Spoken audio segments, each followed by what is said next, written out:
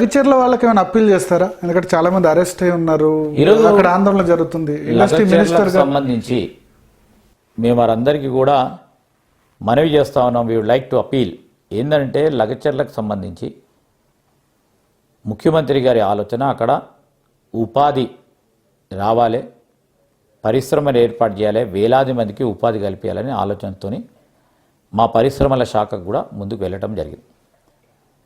ఆ ప్రయత్నంలో కొంతమంది మరి ప్రత్యేకంగా బీఆర్ఎస్ నాయకత్వం చాలామందిని ప్రోద్బలం చేసి రెచ్చగొట్టి దాన్ని అడ్డుకునే ప్రయత్నం చేశారు.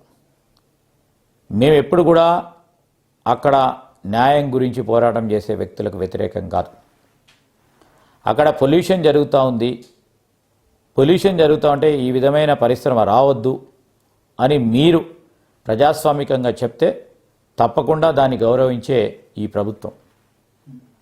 కానీ జరిగింది అధికారులను కొట్టడం. ఎందుకంటే భూములు అక్కడ లేనివారు వచ్చి కొంతమందిని రెచ్చగొట్టి వారు స్వయాన దాంట్లో ఉండి అక్కడ ఉన్న మా కొడంగల్ డెవలప్మెంట్ అథారిటీకి సంబంధించిన కమిషనర్ని కొట్టారు. స్వయాన ఒక డిస్ట్రిక్ట్ మెజిస్ట్రేట్ని, కలెక్టర్ని కానీ కొట్టే కార్యక్రమం మొట్టమొదటిసారి తెలంగాణ సంస్కృతి అది కాదు. సో ఈ విధమైన చర్య జరగొద్దు. మేము వారు ప్రజలు నిజంగానే ఫార్మాస్ వద్దనుకుంటున్నారంటే కానీ ఇండస్ట్రీ తీసుకొస్తాం. ఇప్పుడు అది ప్రపోజల్ క్యాన్సిల్ సార్. ఫార్మా అయితే డిఫరెంట్ ఇండస్ట్రియల్ క్లస్టర్గా వేరే ఇండస్ట్రీస్ తీసుకొస్తాం. ఓకే, డెఫినెట్లీ అక్కడ ఉపాధి పెంచాలనే ప్రధానమైన లక్ష్యం. అక్కడ చాలామంది యువకులు కోరుతా ఉన్నారు మాకు ఉపాధి కలగాలని. వారికి ఉపాధి కలిగించే కార్యక్రమంలో ఏ పరిశ్రమ తీసుకురావాలి దానికి అనుగుణంగా పోతాం. మేము బేషిజాలకు పోతే ఇప్పుడు కూడా బేషిజాలకు పోలే, ఫార్మా చెప్పాం కనుకనే ఫార్మా రావాలనిలే.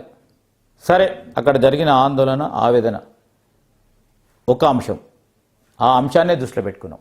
ఇంకో అంశం రెచ్చగొట్టిన బీఆర్ఎస్ పార్టీ కొంతమందిని కలెక్టర్ని కొట్టడం, అధికారులను కొట్టడం చేసింది, అదొక అంశం. కానీ ఆ ప్రాంతానికి సంబంధించిన నిరుద్యోగ యువకుల గురించి కొన్ని ఇబ్బందులు ఎదురైనా తప్పకుండా వారికి ఉపాధి కలిగించే కార్యాచరణలో ముఖ్యమంత్రి గారు క్లాసిఫికేషన్ని మార్చి అక్కడ ఇండస్ట్రీని తీసుకురావాలి.